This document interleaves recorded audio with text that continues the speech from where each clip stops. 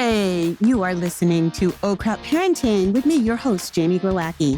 This is a podcast for conscious parents who drop the F-bomb a lot. Hey, you guys. Welcome. All right. So today's episode is going to be about my mom. And my mom died. My mom died Monday morning, early, 1:30 in the morning on July 22nd. And I want to talk about my mom for a couple of reasons. Obviously, I'm in the early stages of grief, but it's been a very spiritual and miraculous process. And I want to document it. I want to document it while things are fresh before my memory starts changing things and shifting things the way that memory does, right? And I want to talk about my mom because she was special and I want to share her with you guys. And I did an Instagram reel and I got a lot of condolences and I thank you all for that. And one of the best things that somebody, a few people said is that I learned so much about, so much from when you talk about your mom in past episodes, my mom's health, things I've learned about my relationship with my mom. And I just feel like we need to complete the circle here with my mom. And I also just want to honor her. I'm going through it right now. Her services, as I'm recording this, her services aren't for another 5 days because my sister has to fly in. And so I want to record while it's fresh and I want to document it and I want to share it with you guys. So there's probably going to be some tears, but also some joy. And I do want to talk about just death and dying because I've routinely thought my entire life that we as a culture need to get better at dying because we're all so scared of it. And it's just a really magical spiritual transition. And it sucks because the person is gone from you, from your living life. So many of you know, if you're new to my podcast, my mom has had a severe medical history. So she started when she was 50. She woke up with a flare of rheumatoid arthritis that had her paralyzed for a couple of months. She started hardcore drugs like methotrexate, things like that, to get everything working and not inflamed. And she worked for a little while after that, but then quickly had to stop working. And after that, it just seemed to be a litany of things that just, she was dealt a really shitty hand for health, and, I'll be honest, she didn't take care of herself. She didn't exercise. She was a boomer. I think they walked after dinner at one point in time. I think at one point she had 2-pound weights, but she didn't work out. She definitely, I definitely think my generation's a different breed now. And, I always think back to they had TV dinners were introduced in the 70s and we were probably microwaving tinfoil and plastic and we just didn't know, So whether that all contributed to her demise, I don't know, but she's had some freaky medical history stuff. She's had 2 dissecting aneurysms in her aorta, which are usually found in autopsies, and she had them 4 years apart. She literally, on her second dissecting aneurysm, she could feel it. And she was like, Jamie, I think it's happening again. And I was like, I think that's a 1 per customer deal, but it was not. So she's had open heart surgery in which they gave her blood pressure medicine via paste, which is one way to give blood pressure medicine. And it's known for its inaccuracy of dosing. And she stroked out.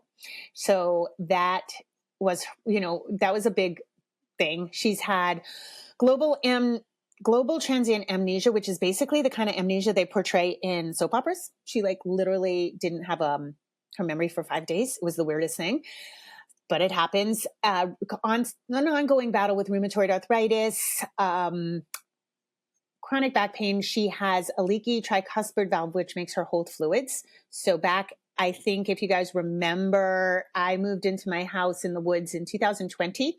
And we thought she had dementia. She was showing signs of dementia and got her to the hospital and it was COVID. So we couldn't go with her and we had to pin her symptoms to her. And it turns out they gave her Lasix and she peed 11 liters of fluids. So she was holding onto fluids and it got to her brain. So she was drowning and out of breath, just a litany of strange things that have happened to her. And then recently her and my stepdad moved into a nice condo for 55 and older, which by the way, I can join now. And, a nice one floor condo with wide hallways for wheelchairs. Everything has rails, and they were really happy there. But second day she moved in, I went to help her unpack. And as I arrived at the condo, there were all these fire trucks. And I was like, oh, no, no, no, no, no, no, please don't be my mom. And it was. She had fell and shattered her ankle. Then she had a stroke, another stroke, which really set her back with her speech and her ability to write and things like that. Then she had some neuropathy in her leg, which made her fall, and she broke 3 of her ribs. And then so on the 22nd, she died on the 22nd. So not that prior Saturday, but the Saturday before that, she was hospitalized. Oh, she broke her hip. So this time she was hospitalized for another broken hip. And she fell off the toilet seat. She kind of lost her balance on the toilet seat, which is a pretty stable base. And it's like 18 inches. So that kind of lets you know how brittle her bones were and how off she was. So she had been in decline for a long time. And I would say after that last stroke she had, it was like hands-on care. My stepdad was wonderful and amazing and really took good care of her. But there was a definite dip in quality of life. And we would gauge, she still was a little bit of a spitfire. She didn't have, I wrote her obituary and I said she was a hot shit, because that's the number one thing people said about my mom. She was a hot shit. She was a riot. She would make everybody laugh. She was the loudest person in the room. And she was larger than life and so fun. And she still had a little essence of that in the last few years, but it was definitely gone. She loved to play cards. And so we could always mark her health by her card playing ability and how she held them, how well she followed the game. And our family's game is high-low jack. And if you play that, there's you have to make bids, and then how it's scored is a little complicated. If you haven't ever played it, it's a little complicated at first. And my mom, we could judge her health and her mental state by what she was bidding. And a 4 bid is the highest bid, and it's risky. And so days we'd play cards with her, and she'd make a 4 bid and make it. She'd bid 4 and she'd make the bid, and which meant she was sharp and on it. So we had some, we had some fun, even though she was in sharp decline. So this last hospitalization, went in for a broken rib. And right from the get-go, this hospitalization felt different to me. And my mom and I have always had a connection. And I've done a lot of work. I've done a lot of work around her relationship. I have done a lot of ceremonial work with psychedelics. And I've done a lot of work to be more grounded in our relationship, to, recognize there was a transition where I became the parent, I became the caregiver, and making peace with that. Because once you take that role over, if you haven't done your work, it's hard. It's really hard. If you haven't, and when I say do your work, it doesn't have to be done with your parent. It can be, hopefully, I always hope people get to say the words they needed to say, even if those words aren't met with what you expected. Because once your parent dies, it's done. Now the work is really just about you. And it just becomes a little harder, I think, or maybe for some people it's easier, I guess. I don't know. But I'm glad I did that work. And so this hospital stay felt very different to me. I knew it while it was happening because I got very tunnel vision. And for some reason, I couldn't really describe it, but everything seemed like nonsense. I didn't have a client load, which was good. But, like friends text you memes, or, one friend texted me, it was her daughter's birthday. And I don't mean to sound callous, but I was like, I don't care. I don't care. I just have to work. I have to record my podcast. I have to, Instagram's part of my work, client work, or, refining my courses. I was like, I just need to work. I need to do my household chores, take care of Pascal and the dog and the chickens. And then I need to get to the hospital. And so I just felt like I was getting things in order, and I was laser focused. And I could notice this about myself. And what I think a testament to my work is also, I just stayed so calm and regulated.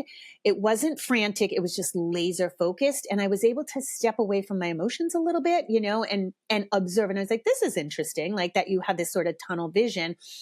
So on my walks in the morning in the woods with Maverick, and I always walk at sunrise. So there's always a little magic, the sunbeams coming through the pine trees. And I just kept kind of talking to my mom in my head through the ether. And I was like, Mom, if this is your time, it's okay. You can go. And every day I kind of said that prayer. And then on Tuesday into Wednesday, she took a dive, and they originally thought she had another stroke. And my sister was going to fly out because we all agreed my mother wasn't going to survive another stroke. So I said, okay. That morning it was like a little chaotic, and I said, let me get to the hospital. Let me lay eyes, let's see her before we, my sister has to fly cross country, and my mom has been at death's door at least 12 times, like for real, like had last rites given to her, like for real. We thought she was dying. And so my sister is in that horrible position of like taking flights. Of course, you don't get a bereavement, discount on flights because she's not dead yet. But of course you want to go see somebody before they die. So my sister's done this many times. So there wasn't like a rush, like it was like, hang on, let's ascertain what's going on. So I get to the hospital, and they had diagnosed her not with another stroke, but with delirium. And delirium is a diagnosis that happens. It's often in the hospital when you have medical trauma, which my mom clearly does. And there's, you're coming off of anesthesia, elderly, in and out of nap. So you're not really quite sure of what time of day it was. For my mom, she wasn't wearing her glasses. So they said, put her glasses on so she can see things, keep the shades up so when it's sunlight, that kind of thing. And what it looks like is extreme agitation, trying to climb out of the bed, ripping IVs out, that kind of behavior, very physically agitated. So I was like, okay. So I told my sister that, and she said, okay, I'll wait. And then it's supposed to, they said the patient will dip in and out of delirium for about 24 hours. And they also said she had a bad reaction to oxy. So they took her off the oxy. But then 48 hours, it was still kind of happening. My mom was getting fearful of them because I think, with a broken hip, she had limited mobility. And it was, it's hard to witness. I saw her go through one of these events, which is, it looks like, almost like you're on an electric fence. It, like the body gets very tense and kind of contorted. And it looked, for somebody with such a weakened body, I just kept telling her, I was like, Ma, it's like you're being wrung out. It felt like she was a rag being wrung out. I said, so I understand why you're panicky about them. And my mom has a lot of medical PTSD. So we, keep her anxiety meds up. And I checked in on comfort meds for her because I was like, can we get a muscle relaxant? And then on the second day of these episodes, which was Thursday, I said, I was there for another episode, and she was so contorted. And I've worked with numerous people going through withdrawal from numerous substances, and meth, heroin, oxy. And I was looking, and I was like, this looks like withdrawal. This doesn't look like just delirium. Like it looked like withdrawal to me. She wasn't ripping out her IVs anymore. She was just kind of contorted. So we kind of double checked on her meds, and she has been on Prozac for 10 years at 240 milligram tablets, which is a lot, but that's her dose. And that's what her psychiatrist recommended, And the hospital pharmacy thought that was too much and cut it in half. And I was crazy pissed because I was like, you can't cut Prozac in half. You can't, like, Prozac takes like a year to get off of. You have to titrate off of that very, very slowly. So I was pissed about that. And I was like, I don't know what dose of oxy she was on. Maybe we are seeing a little bit of withdrawal. So that was Thursday. And, it's hard to say because my mom's been in this place before, and she was like agitated, but she always wants out of the hospital. She panics about physical rehab. That first time in 2020, she had to go to physical rehab, and there was a staffing issue because of COVID, and sometimes she was sitting in her urine. She just had like a horrible experience. And so, we always try to keep her just really level, one foot in front of the other. Mom, let's not panic. Let's not panic about where you're at. And then Friday, she started physical rehab. They came to her room, and it was hard for her. And she was really panicky because she felt like she really couldn't walk. She really, really couldn't walk. And I was like, I kept just trying to tell her, I was like, Mom, listen, like you went, this delirium really set you back a bit, And then Friday, Saturday, Pascal left for camp in New Hampshire. It's a family camp. So he goes with my aunt, who's my mom's sister. And I was like, Pascal, I just was like, so strong. And I can tell you right now, my body knew before, I knew in my bones that my mother was dying before my brain caught up. And I said, Pascal, I need you to get to Meme in the hospital, because if something happens when you're at camp, it's going to be hard. It's going to be something you will regret. And Pascal was at my grandmother's passing. He embraces the death process. So I said, because of his poor time management, which I have harped on many times, he couldn't get to her on Friday. So I was in the hospital and he FaceTimed her and she said, Pascal, don't run yourself ragged. Just get to camp and don't worry about me. So he did have her blessing. And then Saturday and then Sunday. So Sunday I visited her. I was there at about 12:30 and my stepdad ran down to get me a cup of coffee. And my mom, it was just me and my mom. And she looked over at me and she said, I think I'm dying. And I said, okay. And I kind of didn't know how to respond because I thought, I think you are too.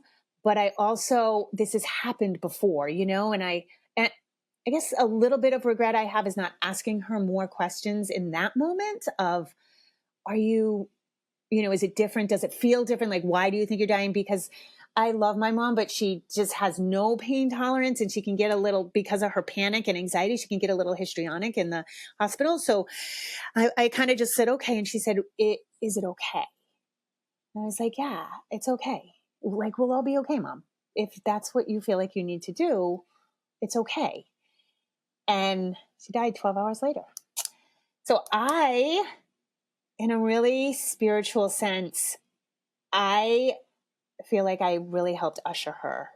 And now we can look back and we think the delirium, which is typically end of life behavior, was probably when her organs started shutting down, and the agitation we were seeing happens, the last few days. And when I saw her on Sunday, she was sitting up. Her speech was back to like before her stroke. It was crazy. And she wasn't physically agitated, but she was mentally, like, I almost saw like crazy eyes. And so I said, we talked to the doctor and I said, listen, we'll get some hardcore anxiety meds for you. It's okay. And, and then she died with my stepfather holding her hand, which I'm so grateful because she really didn't want to die alone. And I had assumed I'd be at her deathbed, but I wasn't. And then ironically, I don't know if ironic's the right word, but I have been doing an experiment where I shut my phone off I always shut my phone off at night. And I was shutting my phone off purposely at night during this hospital stay because I just felt like I had been preparing for a long haul, and I knew my sleep was important, and I kept meaning to figure out how to get it so that you can just let one phone call in from my stepdad. But even then I was like, she's in the hospital, like she's in the best place she can be. So my sleep is probably important if I need to be a rock for her in subsequent days.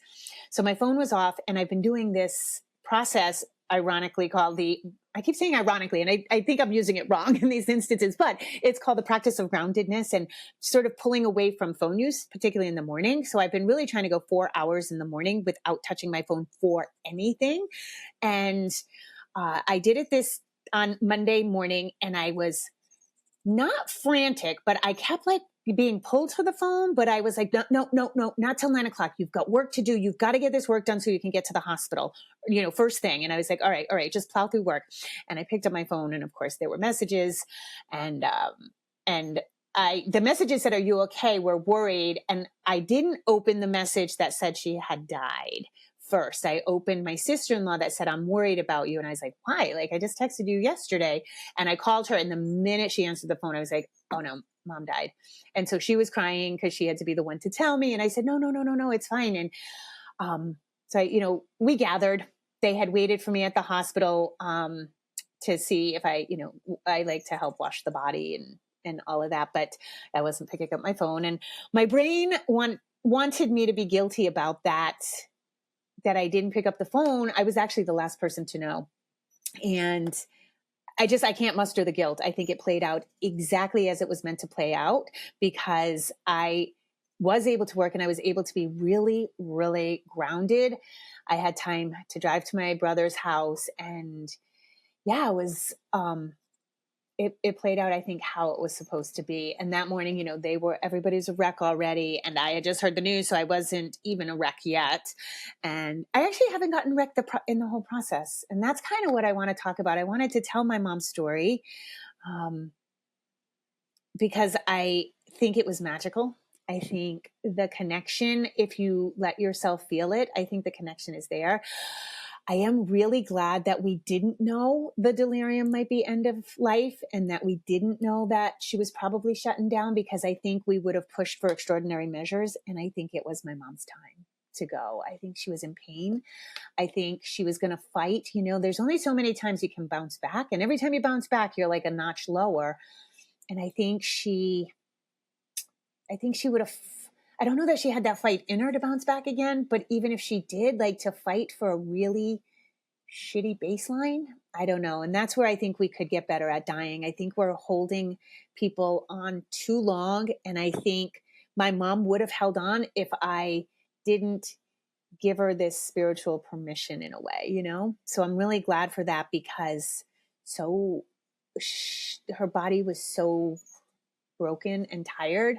And I have a lot of peace and a lot of closure around how she died and let go. So it's been a remarkable week. And I always think, I've always thought of God in a really loose term as, I do think God is a consciousness, and I think we all are part of it. Like, we're all in that energy. But I've always been like cautious. I've been one of those people scarred by religion, organized religion. So I've always been cautious about the word God. And I've always said like universe or source, but I really think there's God now, and I think God's will, God's plan, whatever you want to call it, divine timing, order of the universe. It just is, everything worked out the way it was supposed to. So originally I was sad for Pascal that he was at camp and he wasn't with me, but he was with my mom's sister, who really took care of her too in the last few years. And I kept thinking, I wish he was home, but I got the luxury of grieving alone. And I got the luxury of not having to tend to another person. And I got to grieve my mom. He comes home tomorrow and we'll grieve his meme, and that will be different. And I can attend to his feelings because I've had this time and this luxury to burst into tears, to do all the things, and to move slowly and to really process this. And I also have to highlight that most of my family drinks pretty heavily. And I always imagined me doing shots on the day my mother died. I always think about that. I always think like the day my mother dies is going to be the hardest day of my life, and I will obliterate myself. And I have not been drinking, and I can bear witness to the fact that it makes everything better. I just know that my feelings are, any emotions I have are true. They're not exaggerated. I'm not going to add a depressant to a depressing situation. Anybody, I don't know if you're questioning your relationship with alcohol, with these tragic events, it's not going to bring her back. It's not going to make me feel better. And it will intensify family drama that's coming to the surface. It's bound to, right?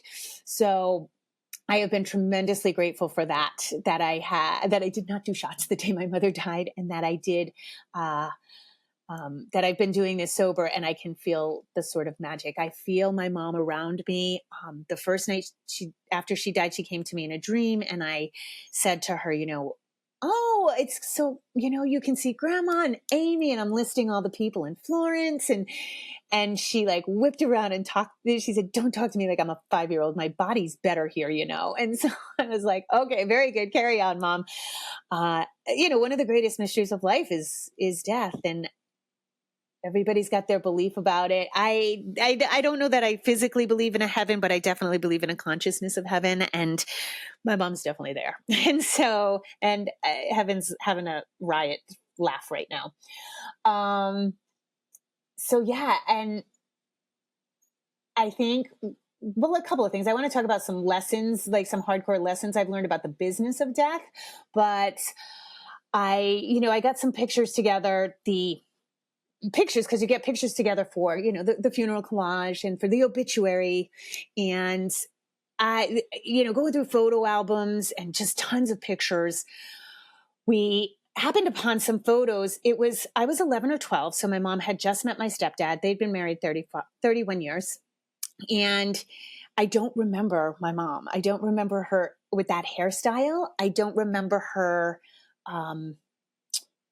that physique. She was leaner than I ever remembered her at. I don't remember the clothes she was wearing, and I don't remember her smile. And if you go to Instagram, I made a reel about her, and there are two in particular that I posted. And one is she's with my stepdad, Fran, and she's sitting on like a fox statue. And the other is she's in a red sweater and she's sort of looking in the distance, looking pensive. And I have stared at those photos for hours on end because I don't see my mom. I see a woman, and I didn't know that woman. And I had this brick over my head moment where I was like, holy shit. So first of all, I was 12. Like, how do I not remember? And I was like, because I was being a shitty 12-year-old. I was not picking up my laundry. I was mad at her for not buying me something. I was focused on me because that's what kids do. They're self-centered. And I didn't know she was a woman who got out of an abusive relationship, who was broke ass with 3 kids and then met the love of her life. How does a 12-year-old know that? How does a 12-year-old know how to see that woman? And even as a grown adult woman, I know what she was, but it's so wild to look at these pictures and be like, who are you? And I realized you may think your kids know you, but they don't know you. You can only see your mother as your mother. You can only see them through the lens as being their child. You will never know their struggles. Even as an adult, we can imagine them, but that kind of blew me away. And then I also realized that as I was looking through these pictures, certain pictures would really I'd get a crying jag out of nowhere. And then other pictures, more recent pictures, I would get this like heart swelling expansion. And I was like, well, that's interesting. Like some of these pictures make me happy and some make me cry.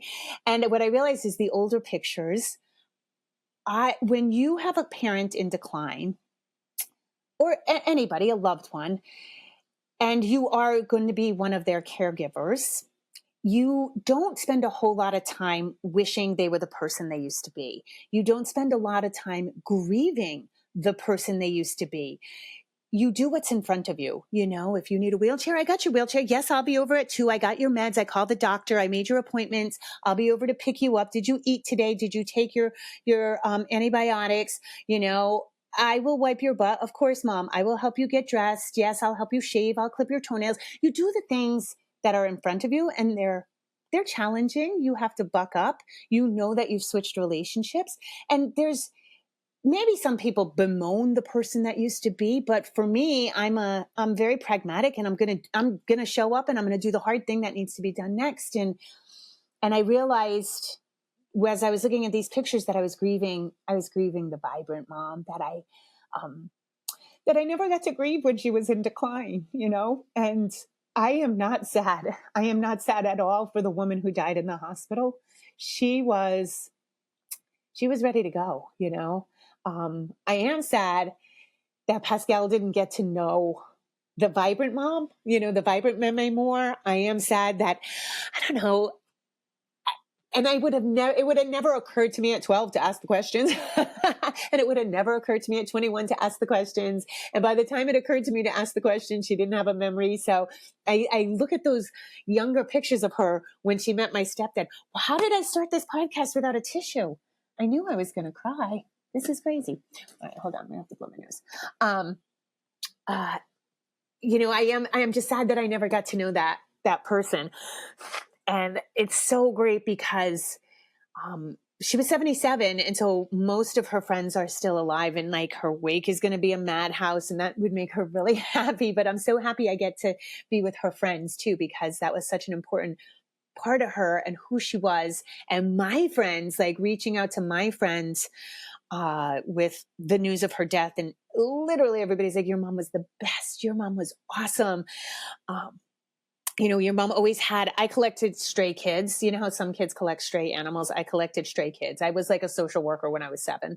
And my mom always, we were broke. We were really, really broke. And my mom always could make more pancakes or pasta. Like those are the 2 cheapest things. So, and she would make her big pot of sauce on Wednesday by herself. And any kid that was a stray came in, and because I'd be like, Mom, they're hungry. They need dinner. And never mind that we were hungry. Never mind that my mom was like, I don't even know where your next meal's coming from. But she just never showed that, made it fun. And so I'm excited for the services, even though they're going to be painful. And then, there's just these layers of grief that I just didn't know.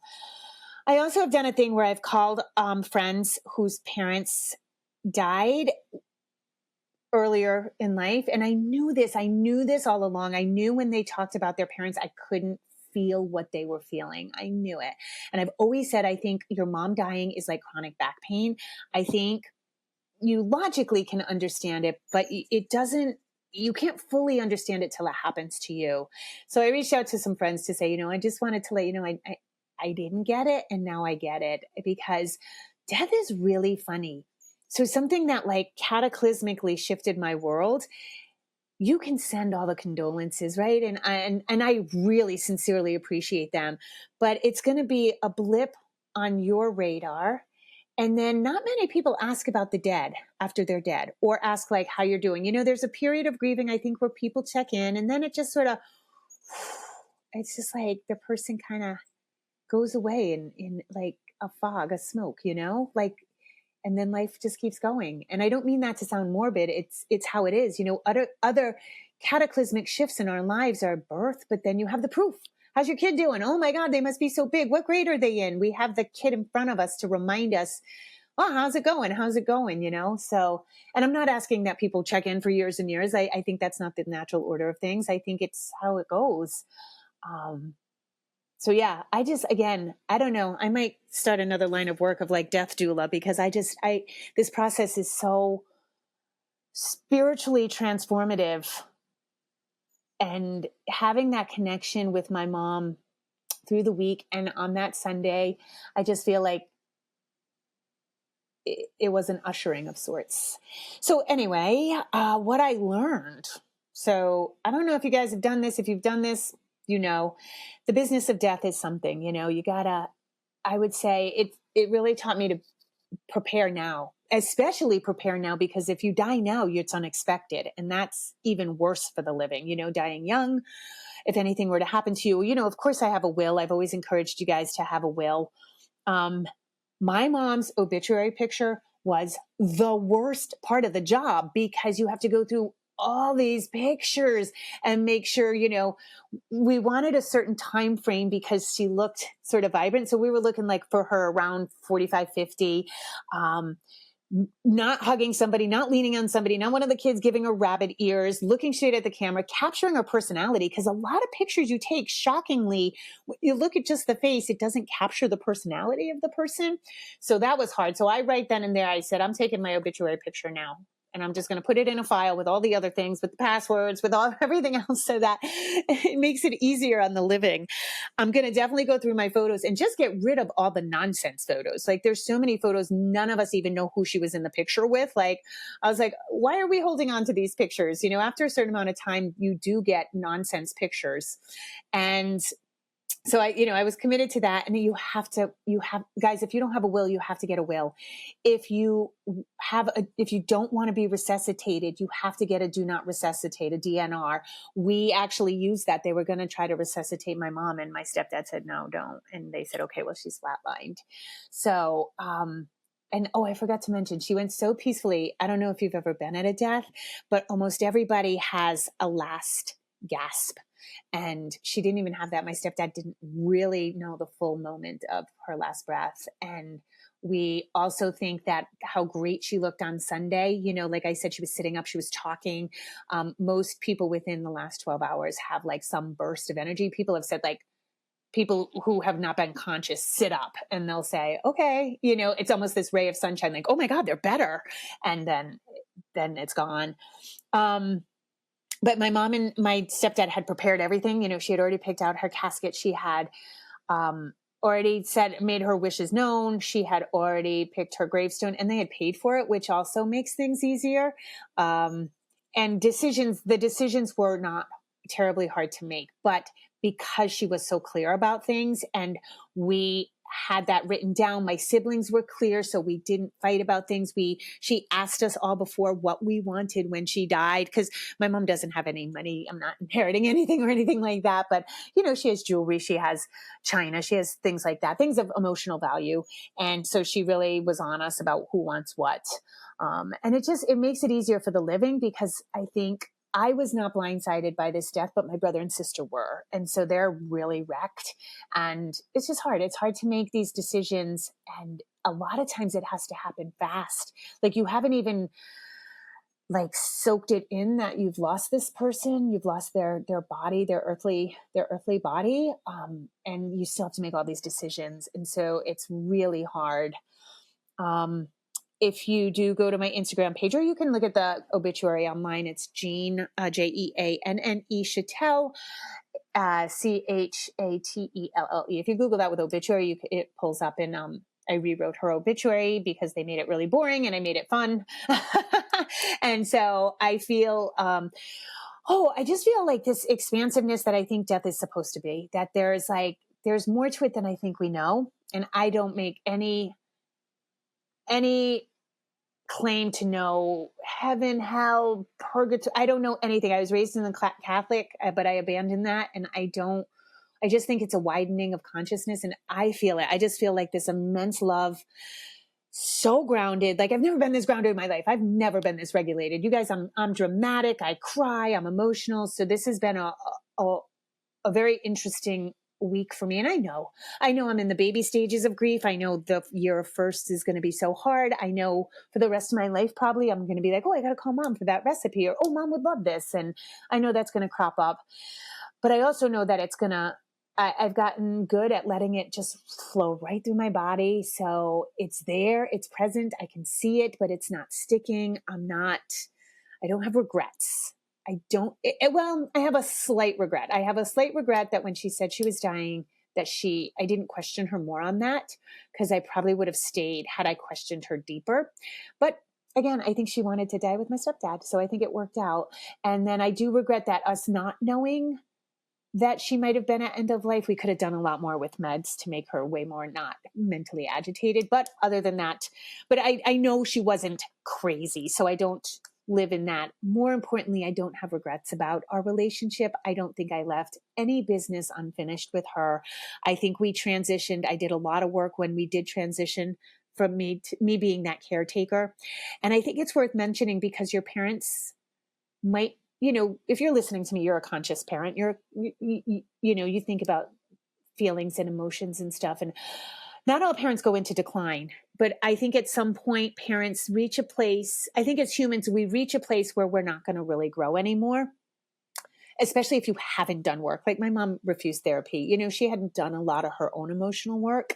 So I know I'm the generational cycle breaker. I knew that when I was little. I know I'm the black sheep. I'm the truth teller. Like that's my role. So I was comfortable in uncomfortable conversations. And I think for you guys, maybe your parents not in physical decline, but there comes a point that if they're not going to do their spiritual personal work, then they're going to be stuck. And at some point you will evolve past them and you will become the caretaker, because you know how tempestuous children behave, right? And your parents may get stuck at a young age and you will have to be the caregiver. And I think it's worth really acknowledging, whether you go to therapy or meditate, whatever traditions or philosophies you follow, I think it's really worth knowing acknowledging when that transition happens, because after that point, it's really hard to do work with your parent actively doing it with you, because they're kind of stuck. And it's why, certain things, they're just like, you're not going to change very much of a person who's over 50, because they built their belief systems, even if it's built on sand, and they're just going to kind of stay there. I like to think I'm going to always be growing. So I don't know if that's possible, but I don't know if that's a product of doing work or maybe just who I am. But yeah, I think it's really worth acknowledging that transition and making some peace with that, because you have to lay down some things, lay down some hurts. You have to let go of some resentments. And I also think it's really important to know, I've noticed this in the grieving process, and my brother said the same thing, which is, that my mom wasn't perfect. My mom fucked up a lot of parenting, and we can resent that. We can be resentful of that and still really miss her and still really love her and understand what she was going through. And I've been pretty vocal on this podcast. When she met my stepdad, she was coming out of an awful relationship, awful. And my dad was not a nice human and in this dynamic. And she met my stepdad, and he just showered her with love, affection. They went on a lot of trips together. And in that, we were pretty broke, and he would pay for trips for her, and we were like poor. So we, all of us had some resentments about that back in the day. I don't have resentment for that anymore. I understand. But my brother, he admitted that. He said, I still do resent it. But I also can hold the thought that she was happy, she was in love, and it was so beautiful to see that in her, and he said, I can hold both of those. And I think that holding those two conflicting thoughts, I really think that's the key to life, whatever it is, whether it's your politics, whether it's your, I don't know, it seems like more and more, I talked to a podcast a while ago about, don't be so fast to call people toxic and cut them off. And it's a tricky conversation because, yes, you don't want to hang around with toxic people, but I think a lot of people are cutting off parents, saying it, they're toxic, but see if you can work with that before you cut them off, because you're also cutting you off. And it may seem like the healthiest thing to do, but if you're not actively doing your work around that, you're not going to heal, and nothing's going to heal. And I think the key to everything is being able to hold those two thoughts, any two conflicting thoughts. Like, I can love my mom and still be angry. And I think for a lot of people that gets tricky. It's like conflict. No, if there's conflict, there's no love. No, I love you. Like, I love a lot of people, but there's conflict, and we can work through that with love. And so, if you do have those resentments, I don't want to be cliche and tell you, don't, make peace with your parents, because some parents, that relationship can't ever repair. My father, it's not going to repair. It just won't. I can be with him now, but it's not going to repair how he was. And I don't have to repair that. That's not emotional work. He was not, that's on him. I'll let him take that. I don't need to take that. So, but I do encourage it. I encourage it for you, right? What do they say about forgiveness? Forgiveness not for the other person. The forgiveness is for peace in your own soul. And I feel like it's one of those. And again, I don't want to be cliche, like make peace with your parents before they die. Because again, I don't think you have to do that. But I think you have to live in the now and the emotions that come up. But I also think, like, do it for you. Do it for you, because this peace that I have watching everyone around me grieve in a, what do I want to say? They can't see the expansiveness yet. Yeah. It's just this very raw, she's gone. And I feel something different. And it's so magical. And it's so, I don't have words for it. It's so spiritual. It just feels like otherworldly, and it's worth it. And I really think it's because I did so much work around this. So, all right, I'm going to shut up now, because now I'm pontificating, and I'm going to cry now, because I just want to thank you guys for letting me share this story and sharing about my mom. And if you've made it this far, and I just, this podcast is personal, and I share so many things with you guys that I couldn't gloss over this. And I just wanted it to be, I just wanted to remember my mom with you. So thank you for listening, and thank you for being here with me. And as always, rock on, you guys.